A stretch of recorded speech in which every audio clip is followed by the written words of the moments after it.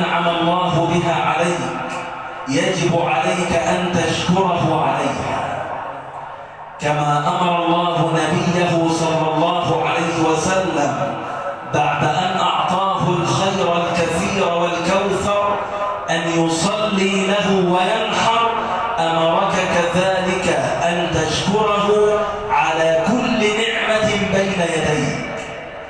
إن رزقك الله المال فشكر المال أن تخرج للفقراء والمساكين. إن أعطاك الله الصحة فشكر الصحة أن تساعد بها المحتاجين.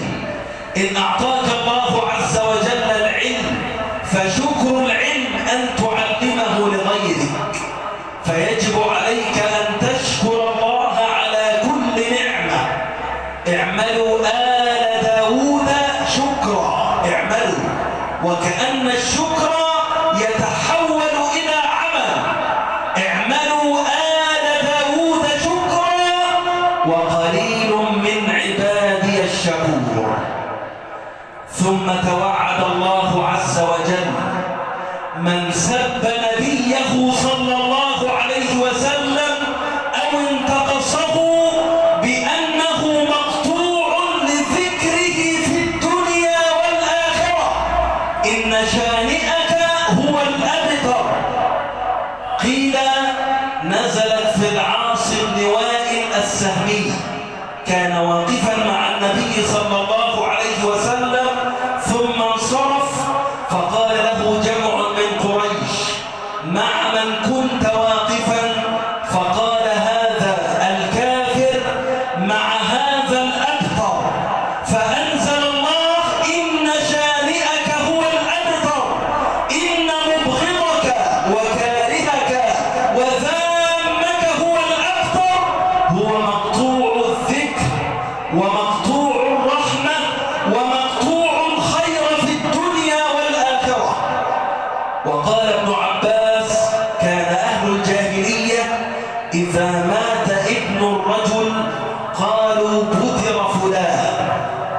فلما مات عبد الله ابن النبي صلى الله عليه وسلم خرج أبو جهل فقال: بتر محمد. فأنزل الله: إن شانئك هو الأبتر. وقال بعض أهل التفاسير: بل نزلت في كعب بن الأشرف، وكان سيد اليهود في المدينة حين قدم المدينة، فسأله اليهود: أيهما خير، نحن أم هذا الأبتر؟ فقال: بل أنتم. فأنزل الله: إن شانئك هو الأبتر. توعد الله عز وجل من سب نبيه أو انتقصه بالعذاب الأليم في الدنيا والآخرة. إن الذين يؤذون الله ورسوله لعنهم الله في الدنيا والآخرة وأعد لهم عذابا مهينا. وقال سبحانه: إنا كفيناك المستهزئين. وقال جل جلاله: ولقد نعلم أنك يضيق صدرك بما يقولون فسبح بحمد ربك وكن من الساجدين واعبد ربك حتى يأتيك اليقين. إن من سب رسول الله صلى الله عليه وسلم فإن الأرض لن تقبله في بطنها. فقد روى الإمام البخاري ومسلم أن رجلا نصرانيا كان من بني النجار أسلم وقرأ البقرة وآل عمران، ثم ارتد ورجع إلى النصرانية وقال للنصارى: ما كان يعلم محمد صلى الله عليه وسلم إلا ما أكتب وإلا ما أمليه عليه. فأهلكه الله عز وجل.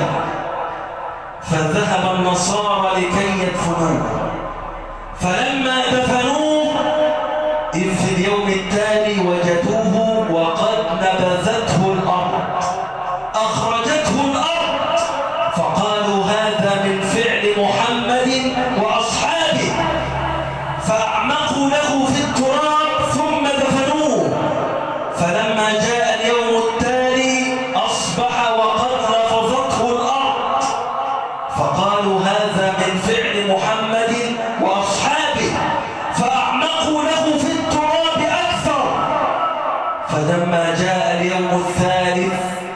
وجدوا الأرض قد لفظت فقالوا هذا ليس من فعل البشر، فتركوه منبوذا حتى أكلته الدواب والسباع.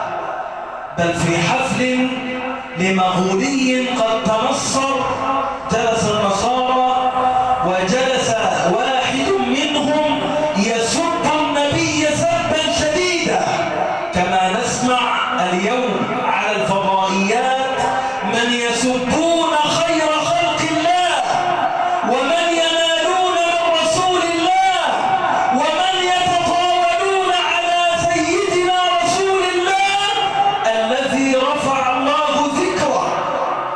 جلس النصارى وجلس واحدا منهم يسب رسول الله، وكان هناك كلب صيد مربوط، فلما سمع الكلب سب النبي صلى الله عليه وسلم خلع رباطه وجاء على هذا الصليبي فخلصوه منه بصعوبة، فقالوا هذا لكلامك في محمد، فقال لا، بل هذا الكلب عزيز النفس، لما رآني أشير بيدي ظن أني سأضربه، ثم عاد إلى سب النبي أكثر مما كان، فما كان من الكلب إلا أن خلع رباطه وأتى على عنق هذا الصليبي وقطع زوره في الحال حتى أرداه قتيلا. حينها اسمع، أسلم نحو 40,000 من المغول، نطقوا بلا إله إلا الله محمد رسول الله. كلب يغار وينتفض لرسول الله، فأين غيرتنا؟ أين غيرتنا على رسول الله؟ إن الغيرة ليست كلاما يقال، وليست خطبا رنانة تقال على المنبر، وليس كلاما يقال في المحاضرات، وليس منشورا على الفيسبوك.